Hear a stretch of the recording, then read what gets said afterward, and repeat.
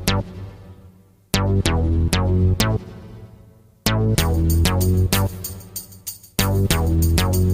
बच्चों, मैं Rahul Choubey YouTube channel Rahul sir physics classes के माध्यम से फिर से आपको एक नया टॉपिक लेकर आया हूं।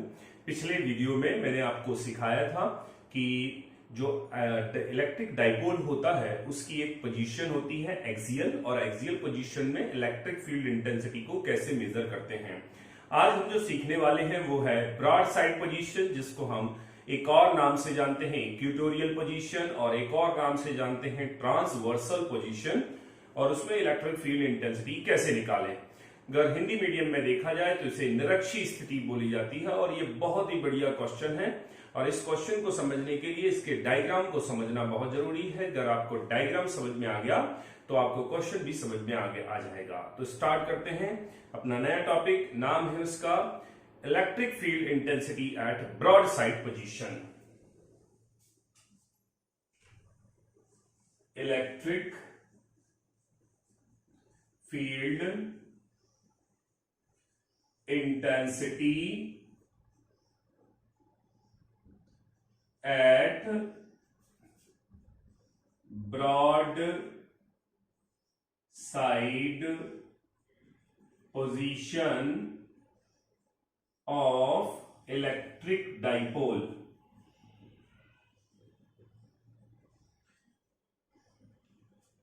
Electric field intensity at broad side position of electric dipole. फिर से जैसे हमने पिछले वाले क्वेश्चन में आपको डायग्राम बनाना सिखाया था, फिर से डायग्राम पे आते हैं।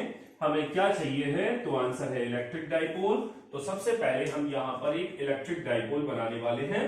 आप इस डायग्राम को बहुत ध्यान से देखिएगा, क्योंकि इसकी एक एक स्टेप जैसे मैं बना रहा हूं आप वही स्टेप को याद रखें, जिससे हमेशा एग्जाम तक आपको ये चीज पे कोई दिक्कत ना आए। अगर आप इसको याद करने की कोशिश करेंगे तो गड़बड़ होगा, तो इसलिए आपको उसको समझना बहुत जरूरी है। कैसे बनाते हैं, तो सबसे पहले क्या बनाएंगे, इलेक्ट्रिक डाइपोल। इलेक्ट्रिक डाइपोल बनाने के लिए मैंने आपको तरीका बनाया था कि यहां पर हम दो चार्जेस लेते हैं इलेक्ट्रिक डाइपोल में। एक चार्ज ले लिया, एक और चार्ज ले लिया, दो चार्जेस ले लिए, दोनों पॉइंट चार्जेस हैं, और इन दोनों पॉइंट चार्जेस को ऐसे ज्वाइन करा देंगे। जब भी आप इलेक्ट्रिक डाइपोल बनाएं, ये डार्क बनाएं, जिससे इलेक्ट्रिक डाइपोल अलग से आपको हाईलाइट होता हुआ दिखे। इसके बाद में इन चार्जेस के मैं नाम रख देता हूं। This is plus Q charge and this is minus Q charge. इस पॉइंट का नाम ए रख देता हूं, इसका नाम बी रख देता हूं। ये वाला मिड पॉइंट ले लेता हूं, नाम इसका ओ रख देता हूं। अगर ये मिड पॉइंट है तो ये एल है, ये एल है, तो ऑब्वियसली ये टोटल जो डिस्टेंस है वो 2l हो गई। तो ये तो बन गया हमारा इलेक्ट्रिक डाइपोल।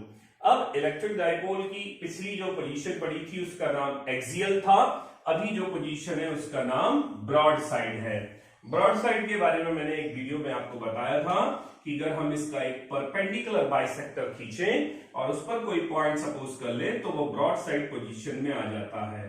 तो ये देखिए, हमने यहां से एक ऐसे लाइन ड्रॉ की जो कि इसे परपेंडिकुलरली कट कर रही है और टू इक्वल पार्ट्स में डिवाइड कर रही है। तो ये इसका परपेंडिकुलर बाइसेक्टर है, हिंदी में लंबवर्धक रेखा बोलते हैं। इस पर हम एक पॉइंट सपोज करने वाले हैं, दिस इज व्हाट पी, और ये पी पॉइंट यहां मिड पॉइंट से आर डिस्टेंस पर होगा। This is R distance, okay. अब फिर वही मेथड, पहले प्लस से निकालना है, फिर माइनस से निकालना है। प्लस से इंटेंसिटी निकालेंगे, माइनस से निकालेंगे, एंड देन रिजल्टेंट निकालेंगे। अब देखिए, प्लस से जब इंटेंसिटी लेते हैं तो प्लस से इंटेंसिटी जब कैलकुलेट करनी होगी तो हमें प्लस से इसकी डिस्टेंस चाहिए होगी, ए से पी तक की डिस्टेंस चाहिए होगी, इसलिए हम इसको ऐसे ज्वाइन करा देते हैं। जब माइनस से निकालना होगा तो मुझे इससे भी डिस्टेंस चाहिए होगी, तो मैं इसको भी ज्वाइन करा देता हूं। अब प्लस चार्ज से इंटेंसिटी को मैं टेक कर लेता हूं E1, because it is a plus charge, so intensity की डायरेक्शन आउटसाइड होगी, और it is a minus Q charge, so intensity की डायरेक्शन इनसाइड होगी। अब इसी की अगर डायरेक्शन आउटसाइड है तो मैं इसी को आगे की तरफ ऐसे एक्सटेंड करूंगा, इसी को आगे की तरफ ऐसे एक्सटेंड करूंगा, इसी लाइन के पीछे लाइन जा रही है ऐसे, यही लाइन आगे की तरफ जा रही है ऐसे। और अगर इसको देखेंगे कि ये क्या शो कर रहा है तो this is also indicate the even. It is clear not? अब लेकिन मुझे इस पॉइंट पर इंटेंसिटी निकालनी थी, जबकि E1 तो बाहर चला गया और E2 अंदर की तरफ चला गया। तो हम क्या करते हैं, इसके डाइपोल के पैरेलल एक लाइन ड्रॉ कर लेते हैं ऐसे। This is the line parallel to the dipole ऐसे। अब मानते हैं कि this angle is theta, so obviously this angle is also theta. This angle is theta, so this angle is also theta. This is alternating angle and this is corresponding angle. This angle is theta, so this angle theta because एक ही line पर है, corresponding है। This angle theta, so this angle theta because ये alternating angle है। It is clear ना? अब क्या करना है, वेक्टर में आते हैं। वेक्टर कहता है कि अगर कोई वेक्टर किसी डायरेक्शन से कोई एंगल मेक करता है, E1 and this is E2, E1 makes an angle, E2 and makes an angle, दोनों एंगल मेक कर रहे हैं। और अगर कोई वेक्टर किसी डायरेक्शन से एंगल मेक करता है तो it will be resolve in two mutually perpendicular component. जिस डायरेक्शन से एंगल मेक करेगा वो कॉस कंपोनेंट बन जाएगा E1 cos theta and this component is E1 sin theta. इसका भी कंपोनेंट बनेगा E2 cos थीटा एंड यहां पर कंपोनेंट बन जाएगा E2 cos की जगह पर sin theta. So same here, अगर हम इसमें भी देखें तो हम इसके भी कंपोनेंट बना सकते हैं। अगर मैं इसी के पीछे एक लाइन ऐसे ड्रॉ कर दूं तो मैं देख रहा हूं कि E1 will be resolved in two mutually perpendicular component, E1 cos theta and this is E1 sin theta। Same thing E2 का यहां कंपोनेंट होगा E2 cos theta, बिकॉज ये नीचे जा रहा है इसलिए कंपोनेंट ये नीचे बनेगा and this is E2 sin theta। This is the diagram of dipole. Broad side position के लिए डायग्राम है, फिर से एक बार मैं समझा देता हूं डायग्राम को। आप डायग्राम में बहुत ध्यान दीजिए। सबसे पहले डाइपोल बनाया, डाइपोल में एक प्लस क्यू एक माइनस क्यू चार्ज है, इसका एक मिड पॉइंट सपोज किया, ये L मिलकर बन गया 2L। बिकॉज हमें कौन सी साइड चाहिए थी, ब्रॉड साइड, इसलिए हमने एक परपेंडिकुलर बाइसेक्टर लिया जो कि O से R डिस्टेंस पर एक पॉइंट बना रहा है। इस पर हमें इंटेंसिटी निकालनी है तो मेथड है पहले प्लस से निकालिए फिर माइनस से निकालिए। जब हम प्लस से निकालेंगे तो हमें प्लस से डिस्टेंस चाहिए पड़ेगी, इसलिए मैंने ये ज्वाइन कराया था। माइनस से निकालेंगे तो डिस्टेंस चाहिए पड़ेगी, इसलिए मैंने ये ज्वाइन कराया था। लेकिन प्लस से इंटेंसिटी E1 और E2, माइनस से E2 टेक कर ली। E1 की डायरेक्शन बाहर है, E2 की डायरेक्शन अंदर है, इसलिए जब यहां पर ये एंगल मेक करेंगे तो दो कंपोनेंट में रिजॉल्व हो जाएंगे, E1 sin थीटा और E2 sin theta, E1 cos theta और E2 cos theta. That is clear ना? अब देखिए कैसे निकालेंगे इंटेंसिटी।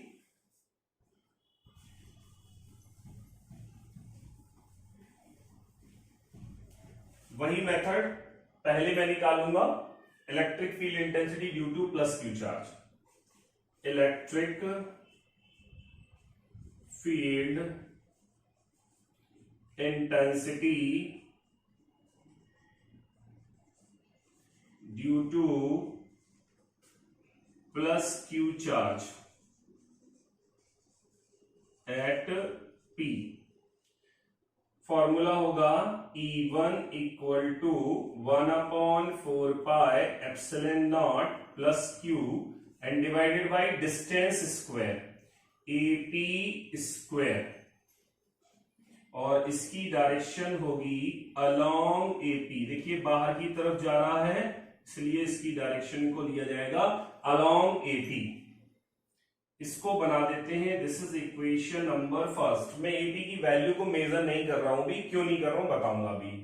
फिर क्या, electric field intensity due to -Q at point P। फिर से वही फॉर्मूला यूज करेंगे, E2 बराबर 1/4πε0 - Q upon BP square and the direction along. देखिए ये अंदर आ रहा है तो इसलिए PB होगी, PB। This is equation number second. अब यहां से मेन मुद्दा आ गया, ये E1 निकल गया, ये E2 निकल गया। दैट्स क्लियर और नॉट? अब अगर मैं यहां से देखूं, ये डायग्राम को देखूं, ज्योमेट्री को देखूं, तो ज्योमेट्री कहती है कि ये एक ट्राइंगल है, ये दूसरा ट्राइंगल है, लेकिन दोनों ट्राइंगल इक्वल है। ये R है, ये L है, तो ये वैल्यू कितनी होना चाहिए, √R² प्लस L²। ये R है, ये L है, तो ये वैल्यू कितनी होना चाहिए, √R² प्लस L² होना चाहिए। इसका मतलब है ये वाली वैल्यू और ये वाली वैल्यू इक्वल है, और अगर ये वाली वैल्यू और ये वाली वैल्यू इक्वल है तो E1 मॉड और E2 मॉड भी कैसे होंगे, equal. If AP equal to BP then E1 mod equal to E2 mod. अब देखिए AP और BP अगर इक्वल है तो E1 mod equal to the E2 mod है, मतलब E1 और E2 इक्वल है। और अगर E1 E2 इक्वल है तो मैं देखिए ज्योमेट्री से देख रहा हूं कि यहां पर E1 दो कंपोनेंट में रिजॉल्व हो गया, E2 भी दो कंपोनेंट में रिजॉल्व हो गया, लेकिन जो E1 का E1 sin थीटा है और E2 का E2 sin थीटा है, these are working in opposite direction. ये दोनों इक्वल हैं तो कंपोनेंट भी इक्वल होंगे, और अगर कंपोनेंट इक्वल हैं और अपोजिट वर्क कर रहे हैं तो वेक्टर कहता है कैंसिल आउट ईच अदर, दोनों के रिजल्टेंट 0 हो जाएंगे। जब इन दोनों के रिजल्टेंट 0 हो जाएंगे तो बचेगा कौन, कॉस कंपोनेंट, और कॉस कंपोनेंट सेम डायरेक्शन में काम कर रहे हैं तो वेक्टर कहता है सेम डायरेक्शन में तो जुड़ जाएंगे, अपोजिट डायरेक्शन में तो माइनस हो जाएंगे। लेकिन अगर बराबर है और माइनस होते हैं तो 0 हो जाएंगे, मतलब इनसे मिलने वाली टोटल इंटेंसिटी 0 हो जानी है।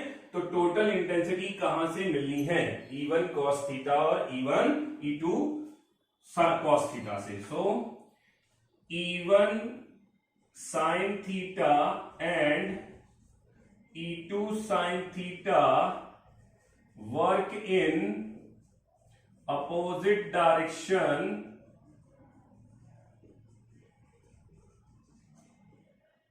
so cancel, so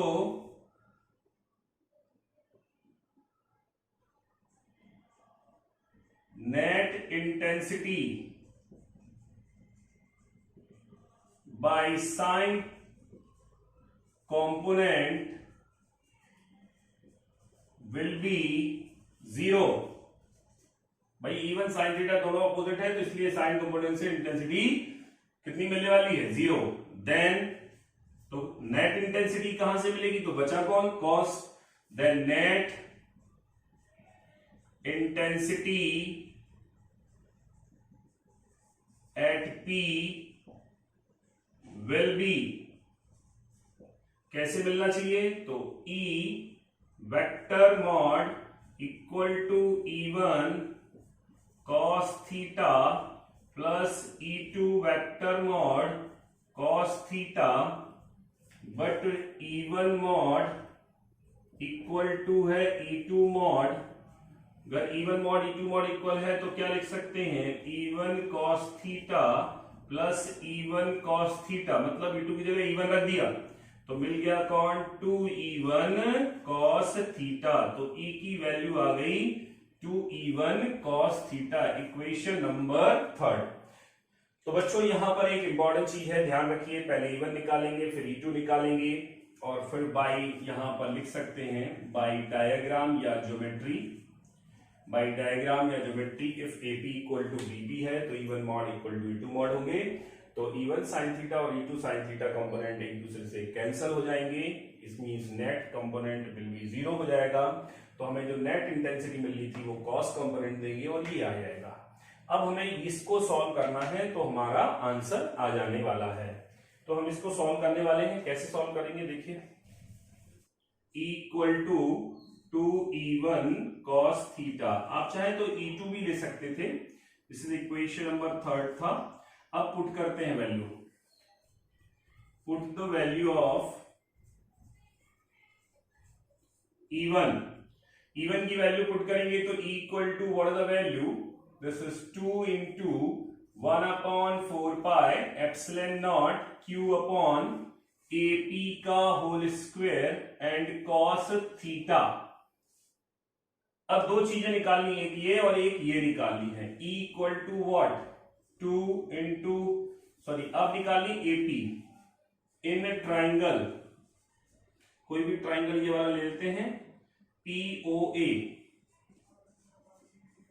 क्या आएगा, राइट एंगल ट्राइंगल है तो AP square equal to OP square plus OA square is equal to R square plus L square. So AP equal to what, under root of R square plus L square.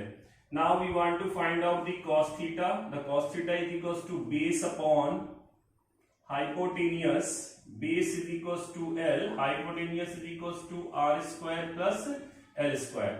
ये दोनों value इसमें put कर देते हैं। E बराबर क्या, 1/4 pi epsilon not 2 and Q upon में किसकी वैल्यू रखनी है, AP स्क्वायर की, तो क्या आएगी R square plus L square multiply में cos थीटा की वैल्यू क्या है, ये है, this is L upon under root of R square plus L square, then equal to what is the formula, 1/4 pi epsilon naught 2QL। देखिए ये लिखा है, ये वाला लिखा है A प्लस बी और ये लिखा है A प्लस बी का रूट, किसी भी सब्सटेंस किसी भी वैल्यू का रूट होने का मतलब है उसकी कितनी पावर, 1/2 पावर। तो ये लिखिए 1/2 पावर, ये लिखिए 1 पावर, जब दोनों मल्टीप्लाई होंगे तो 3/2 पावर हो जाएगी, R square plus L square की होल पावर 3/2। फिर से बता रहा हूं, ये लिखा है 1 पावर, ये लिखिए 1/2 पावर, दोनों मल्टीप्लाई करेंगे तो 1 प्लस 1/2 इक्वल टू 3/2। अब हम लोगों ने पढ़ा था 2QL इक्वल टू होता है P, तो यहां पुट कर देते हैं E बराबर 1/4 pi epsilon naught P upon R square plus L square की होल पावर 3/2 न्यूटन पर कूलम। अब जो पिछले क्वेश्चन में हमने एक कंडीशन टेक करी थी, if L is less than R, तो L को नेग्लेक्ट कर देते हैं, करते हैं, E बराबर कौन, 1/4 पाई एप्सिलॉन नॉट, ऊपर है P, नीचे है R स्क्वायर की होल पावर 3/2, E बराबर आएगा 1/4 pi epsilon not and P upon square से ये कैंसिल हो जाएगा तो बचेगा R³ न्यूटन पर coulomb. This is the formula of electric field intensity at broad side position, at broad side position. तो बच्चों ये था electric field intensity at broad side position. इसमें कोई भी डाउट हो तो आप कमेंट में मुझे पूछ सकते हैं। अब मैं आपको इसका एक और मेथड बता रहा हूं कि ये एक और मेथड से सॉल्व हो सकता था। जैसे हमने रिजॉल्व करके सॉल्व किया, ऐसे हम विदाउट रिजॉल्व करके भी एक सॉल्व कर सकते थे। वो देखिए कैसे करेंगे, ये मैं रिजॉल्व हटा देता हूं, ये हटा दिए रिजॉल्व, ये भी हटा दिए। ये देखिए, ये रेजोल्यूशन बता दिया। अब देख रहे हो ये E1 जो है वो ऐसे जा रहा है, एक कंपोनेंट एक थीटा एंगल बना रहा है, ये E2 भी बना रहा है थीटा एंगल। तो अगर मैं यहां से ऐसे और ऐसे बनाऊं तो ये बन गया एक क्या, पैरेललोग्राम। क्या बन गया, पैरेललोग्राम। और पैरेललोग्राम का अगर हमें टोटल एंगल देखूं तो आ गया 2 थीटा। तो आप क्या करिए, दूसरा मेथड बता रहा हूं, पहले E1 निकालिए, फिर E2 निकालिए और फिर उसमें क्या लगा दीजिए, पैरेललोग्राम लॉ। और लेकिन जब पैरेललोग्राम लॉ है, पैरेललोग्राम का फॉर्मूला होता है, आपने 11th क्लास में पढ़ा होगा, F बराबर a square plus B square plus 2ab cos theta. लेकिन यहां हमें इंटेंसिटी निकालनी है, तो हम जब लिखेंगे तो हम लिखेंगे E1 square E2 square plus 2E1 E2, लेकिन cos थीटा ना लेकर कितना ले लेंगे, cos 2 थीटा। और जब हम इसे सॉल्व करेंगे तो हमें यही वैल्यू आ जाएगी, क्योंकि E1 इक्वल टू E2 है, तो अंदर में कौन आ जाएगा, E1 square plus E1 square plus 2E1 square cos 2 theta. तो अंदर में आ जाएगा 2E1 square plus 2E1 square cos 2 theta और E1 स्क्वायर, E1 कॉमन ले लेते हैं, अंदर में आ जाएगा क्या, 2, अंदर में आ जाएगा 1 प्लस cos 2 थीटा और 1 प्लस cos 2 थीटा का फॉर्मूला लगा देते हैं, E1 बराबर 2 1 plus 2 cos square theta minus 1, 1 से 1 कैंसिल, तो अंदर आता है E1 और अंडर रूट में 2 मल्टीप्लाई में 2 cos स्क्वायर थीटा, आंसर में आ जाएगा 2E1 cos थीटा। देखो बच्चों वहीं पे पहुंच गए ना, मतलब हम पैरेललोग्राम लॉ से भी इसे सॉल्व कर सकते हैं और जो मैंने पिछला मेथड बताया रेजोल्यूशन वाला वो भी सॉल्व कर सकते हैं। अगर आपको लगता है कि ये वाला क्वेश्चन आपसे नहीं हो सकता है तो आप कमेंट बॉक्स में लिखिए, मैं इसका भी एक नया वीडियो बनाकर आपको भेज दूंगा। क्लियर? अच्छा, एक बहुत इंपॉर्टेंट चीज देखने वाले हैं अब हम,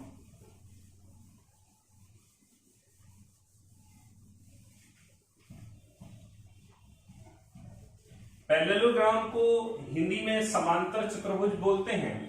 आप लोगों ने समांतर चतुर्भुज नियम पढ़ा होगा 11th क्लास में। अब देखा हमने एक बहुत इंपॉर्टेंट चीज, बहुत पेपर में पूछी जाती है 1 नंबर में क्वेश्चन, हम लोगों ने देखा इंटेंसिटी एट एक्सियल पोजीशन का फॉर्मूला है 1/4 pi epsilon naught 2p upon r³ newton पर कूलम, और intensity at broad side position का फॉर्मूला है 1/4 pi epsilon naught p upon of r³ newton पर कूलम। अच्छा, इसको बोलेंगे एक्सियल मतलब EA, इसको ब्रॉड साइड मतलब EB। तो पूछा जाता है what is the relation between the EA and EB। तो मैं देख रहा हूं कि ये सेम है, ये नीचे वाला भी सेम है, लेकिन यहां 2 है, यहां 2 नहीं है। इसका मतलब है EA is 2 times of EB। ध्यान रखिएगा, तो क्या लिख सकते हैं, intensity at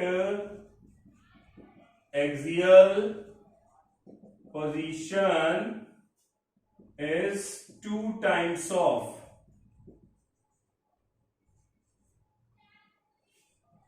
broad side position. ध्यान रखिएगा बच्चों, बहुत अच्छा क्वेश्चन है। Intensity at axial position is 2 times of broad side position. दूसरा पॉइंटर क्या है, देखिए जब हमने intensity due to point charge सीखा था तो फॉर्मूला आ रहा था 1/4 pi epsilon naught q upon of r square. लेकिन जब हम किसी भी डाइपोल की कंडीशन में सीखते हैं तो E का फॉर्मूला आता है 1/4 pi epsilon not and this is p upon r³। तो मैं ये बताना चाहता हूं कि इसमें जो आता है intensity is inversely proportional to the r square, लेकिन डाइपोल में जो आता है वो intensity is inversely proportional to the r cube. तो ध्यान रखिएगा पॉइंट चार्ज में आर स्क्वायर और डाइपोल में आर क्यू आता है। तो ये था बच्चों आपका ब्रॉड साइड पोजीशन। तो आज मैंने आपको जो वीडियो बताया इसमें बहुत इंपॉर्टेंट क्वेश्चन है, आप इसकी प्रैक्टिस करें और 1 से 2 बार इसके लिए लगा के देखिए और डायग्राम पे मेन ध्यान दें।